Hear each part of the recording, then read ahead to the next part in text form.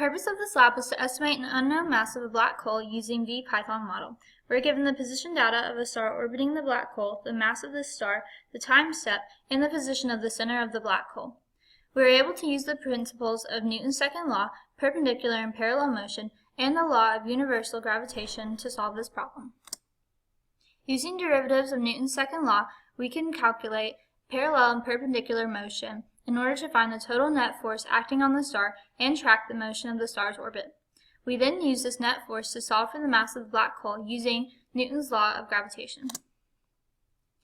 When we derive the net force of Newton's second law, we can see that it's equal to the change in momentum over the change in time. We can use the position data given to calculate the value for the net force using this equation. Once we have the net force value, we can plug it into our gravitational force equation and solve for the mass of the black hole. Here we use g, the gravitational constant, r, which is the distance between the black hole and the sun, and knowing that the force is going in the opposite direction because the gravity is an attractive force.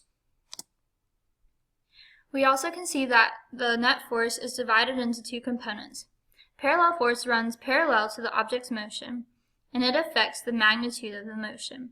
The change in momentum over time for the parallel component measures the change in the magnitude on the parallel axis over time. This is the acceleration or the deceleration. The perpendicular force runs perpendicular to the object's motion, always in towards the middle of this kissing circle. The change in magnitude over time for the perpendicular force measures the change in direction over time, whether it's moving left or right. The setup of our model includes the mass of the star, the time step, which is in the seconds per day for each interval, the gravitational constant, and allows our program to read through and loop through the data given in our problem. Here we can see each of the equations mentioned before included in our program.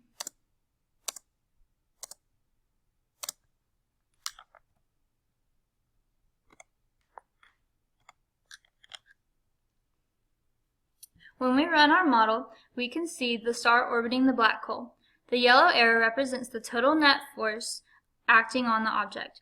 The blue is the perpendicular force, and the black is the parallel force. We can also see the forces increase exponentially as the distance between the two decreases. This is consistent with Newton's universal law of gravity. When the program is finished, we can see that the mass of our black hole is equal to 3.48 times 10 to the 31 meters.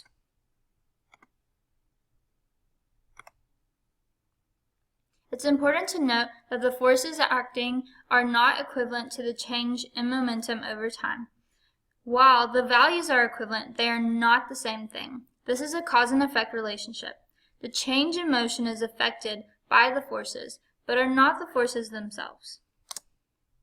If a new black hole is added in place of the original and the motion of the sun is unchanged, you cannot find a different mass for the black hole, because motion is affected by the total forces acting on the object. If the motion is unchanged, then the F net must also be unchanged.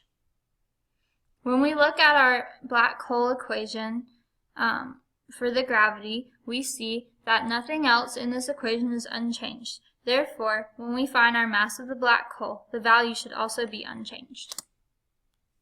In conclusion, Newton's second law can be used to relate the net forces acting on the object to the change in momentum over time. Forces are the sum of parallel and perpendicular forces at work.